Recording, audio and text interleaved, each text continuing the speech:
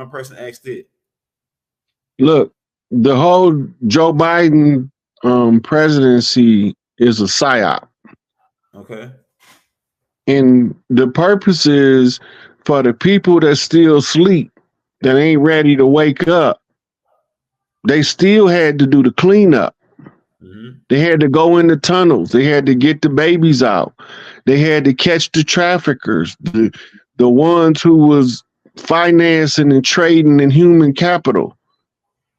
Right? All that stuff had to be done while regular people is going about their day-to-day life thinking it's business as usual. All the heavy lifting done now. We about to rally the troops in the hood and go clean that motherfucker up. Yeah. Son, it's a wrap. I'm telling you. Go ahead. I was going to answer this part. The biggest motherfucking power play on the land right now is that lawsuit. That Farrakhan's file. Yeah. That's a power play. It don't got nothing to do with the fiat. Right? Because he's a direct affront to the enemy. Face to face, motherfucker. That's what it is. Remember, they didn't just start picking on Farrakhan a month ago. Right. Why he wait from 83 when they first started calling him an anti-Semite on the Jesse Jackson campaign, all the way to 2023 of being called an anti-Semite, a Jew hater, and all this, wait all this time to file a lawsuit. He know who the enemy is. The ADL is the political branch of the Zionist Jews. They are what you call the public relations body. The paramilitary enforcement group is called the Jewish Defense League. Right? They are both owned by some people called Moorish Zionist Jews. Right? And if you pull up my post from the day, you'll see some receipts. Because the nigga that was running the JDL in California until he died was just passing. He's just passing. Soon as you look at him, you'll say that nigga passing. Right? He was the director. These is the ones they call star whackers in Hollywood, was extorting all of the celebrities without exception. Go ahead. They the ones wanted Marilyn Monroe dead. They the ones wanted James Mansfield's head, literally. Right? And I could go down, it's a long list of them. Sam Cooke, Billie Holiday, Tupac, Biggie, right? All them, just go look at the receipts from the yesterday and the day on my page. You're gonna be fucked up. ODB. Prodigy. Man, the list goes long, damn list. That's a long list. Look, all of the major rappers, except for some reason, they left Ice Cube alone and they left Chuck D alone. And that's because it's only one group of motherfuckers on the land that knew who they was that they didn't want to face because they had infiltrated them before, and now they trying to keep their distance from. And that's them bow tie wearing motherfuckers. Yeah. As soon as Cube hooked up with them, they didn't want no more parts of it. Man. That's what made them put the hit on Eazy. Jerry Heller was trying to get Ruthless Records from Eazy-E, and somebody was wise enough to tell Eazy that if he left everything to his wife, that Jerry Heller can be cut out the contract by her if something happened to him, because she got the right to restructure the company. Tamika Wright. Yeah, right.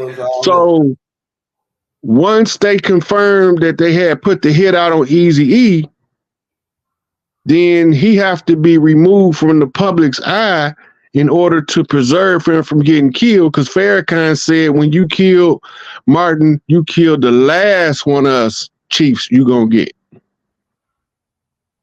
Right? So we had to put, now they got some more of it since then, but it was out of the hands of the ones capable of extracting them. Man, this shit is deep, bro. It's war.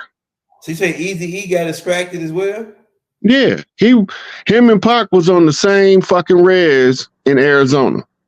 Eazy won't leave that motherfucker, but Pac be all up and down the West Coast. Like he ain't even hiding. Yeah, they had videos of him. But look, when Pac come to town, about 400 niggas roll in front of him. He roll up, and about 400 more roll up behind him, and they don't want to smoke. The JDL niggas. Yeah, they don't want to smoke with Pac. They say his crew too deep. They gonna catch him too quick. So why won't these JDL niggas expose Pac and say, yeah, Pac, we know you're still alive, and put it all into the public's eye? Because that'll expose them. Yeah, it might would. Pac been trying to make them come out and say he ain't dead. They even got us telling the motherfuckers he ain't dead so that they'll get brazen enough to say Tupac ain't dead. That's what the whole Keefy D thing is about. Wake up and smell the coffee. Yeah, go ahead. Right? Keefy is the coffee brand from the penitentiary. D means on the square. Wake me when I'm free, remember? Yeah, go ahead, go ahead. And the best part of waking up is coffee in your cup. Yes, it's all fucking right. Fucking Masonic shit, man. Right. So when Malcolm's favorite drink was coffee, I get the knock on the chickens coming home to roost at the same time Keefy D get arrested. Yeah, it makes sense. But we all know Pac ain't dead. Yeah. It seemed like when you put out, like I had did the Malcolm X tape, and then I went to your Instagram. I said, damn, Rod talking about Malcolm X and the shit about Malcolm X. And something just on my spirit just to do that tape because I had already had it lined up with the Bumpy Johnson. What happened to Bumpy? You know what I'm saying? Bumpy was connected with Malcolm.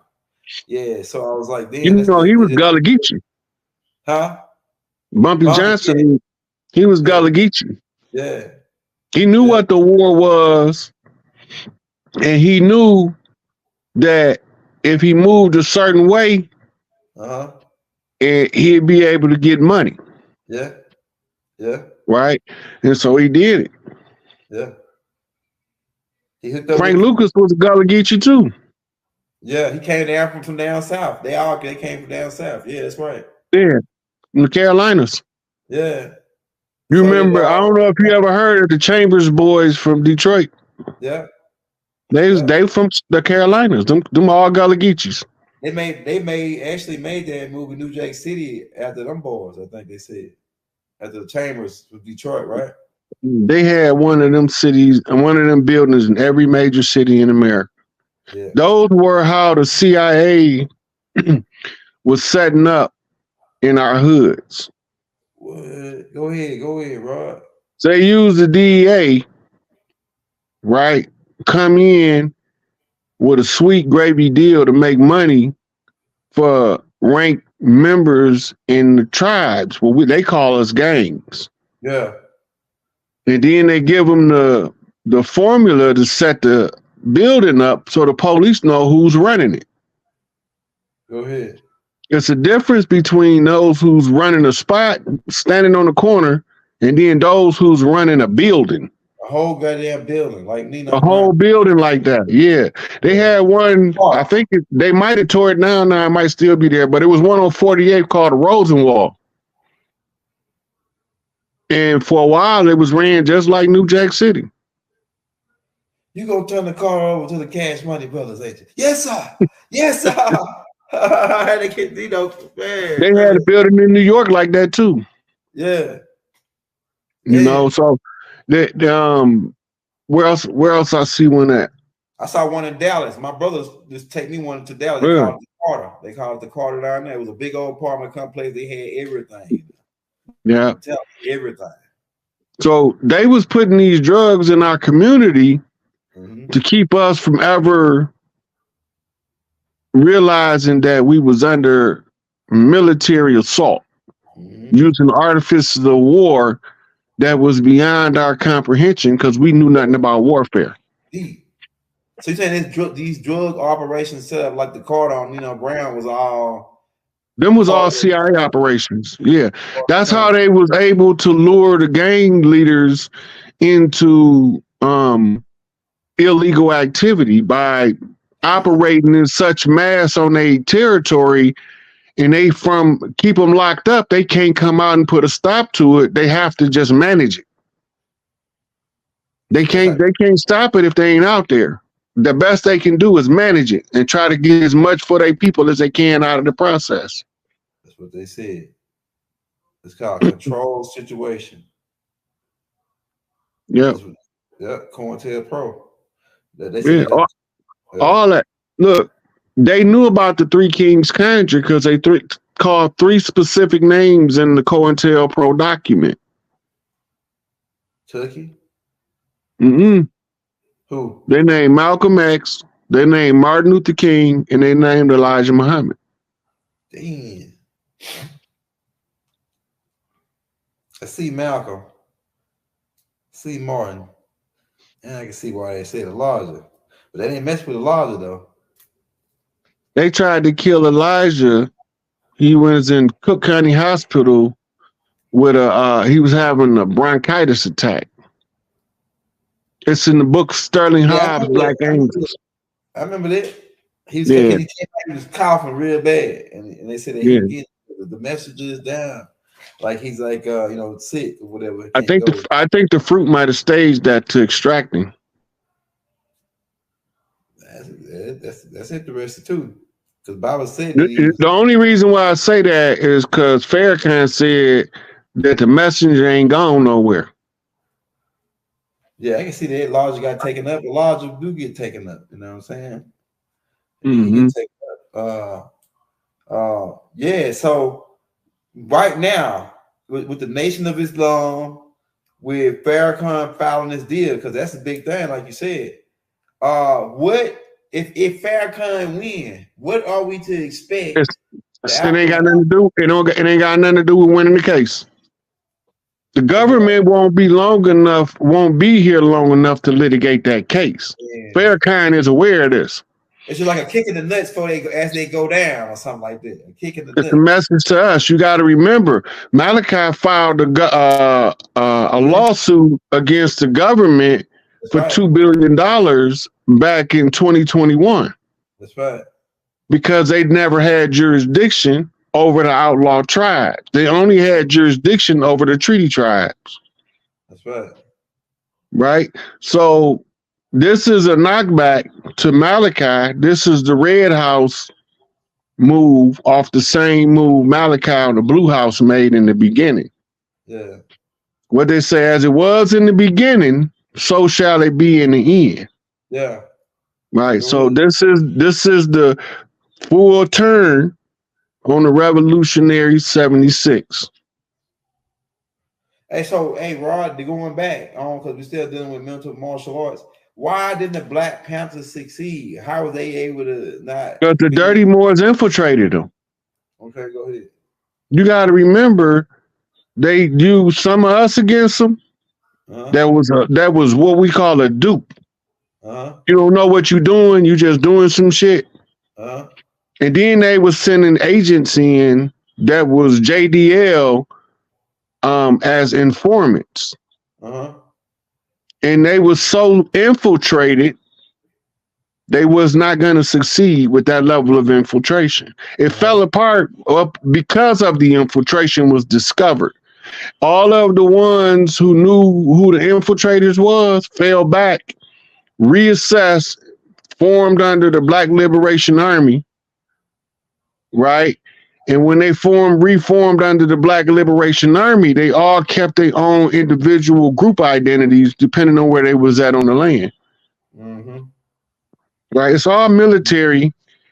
It's hard to read for a civilian, but for a strategist, it's basic common sense for strategy. Hey, so let me ask you this then. Did you say the word strategy? The Nation of Islam, Elijah Muhammad's strategy was no guns, and they still around. So you think that no guns is a good strategy? The reason why he did that, because he knew the temperament of the men he would be training as fruits. Okay. And he know if we go to war with him again, these some bitches get another extension. So to keep them from falling into the trap, because they gonna bait you, as they showed Malcolm in Harlem. That's right. Right? But Malcolm came with a show of force, and none of them had guns, and the police ain't want no smoke. Yeah, I noticed it. So that's because he was standing in the position of right, and he was telling the truth. And we got the right to defend ourselves, and they know it. Man, that's powerful that you said it, though. Me personally, I'm gonna be scrapped, but Malcolm, and it shows in the Bumpy Johnson movie that one of the guards gave him a gun, but he didn't pull it when they shot him. You know, so I think Malcolm wanted either he just gave up, or I don't know. I don't know if he even went like they telling us. Maybe well, I know he was running the red herring to draw the traitors out. Yeah. I know he was doing that. As to, I know he pulled the security off the door at the Audubon Ballroom. And told him, don't search him. Don't search nobody. So he know the shooter's coming. He already know they coming before they got there. How the fuck he know? Malcolm knew when he got that car that them motherfuckers was coming, man. I'm telling you. When he got the car and he looked around, you could just see it on his face in the picture that he knew the day was coming. He knew sooner or later they're gonna come for him. Yeah, because Dick Gregory told him. A whole bunch of people told him. Adam Clay Powell told him, man, walk light, man. They got your name. Adam Clay Powell. Yeah. So it wasn't no secret, but he had already did what he set out to do when he told Elijah in the public who the traitors was. Yeah, that's right. Go listen. What part is it? Look, go listen to Malcolm X press conferences from before he died. Okay. He gonna give a list of names, and he gonna say exactly this. He gonna say, I'm not saying anything the police don't know. The police the ones told me. Damn. And he gonna go on naming these names, and then he gonna say, the Nation of Islam has been thoroughly infiltrated by both the New York Police Department and the FBI. Damn. So who he naming? Agents. Damn. All he naming is agents. How Elijah gonna know if Malcolm can't call him no more? He gotta tell him in the public's face. He gotta act like, yep, he gotta say their names without never telling you. He's just talking generally, but Elijah know what he's talking about, and he know the little circle that each one of them names run with. So he know when Farrakhan get ready to rebuild it, he knew who to leave out. Yeah, that makes sense, bro, what you're saying, because they was the CIA and the clowns, killer clowns, was intercepting his letters. Go back to the nation doctrine. Elijah told everybody that the nation was going to fall and rise again. And he told them it was going to be raised by Minister Farrakhan. This was in the 60s. Right? Wallace don't decentralize to 74, the same year we drew up the peace treaty in Pontiac, Illinois. Right? By 75, it was decentralized. Farrakhan don't start rebuilding until like 78 or 79. Right? And the only other people to do anything similar was Silas Muhammad in Atlanta, and the one guy who called himself Father God, whatever the hell his name is now. But the whole thing is to raise the man up until the man know what to do for himself. Right, right. Right. Once you know what to do, ain't nobody got to tell you no more. Right. If Farrakhan say, if you understand the times,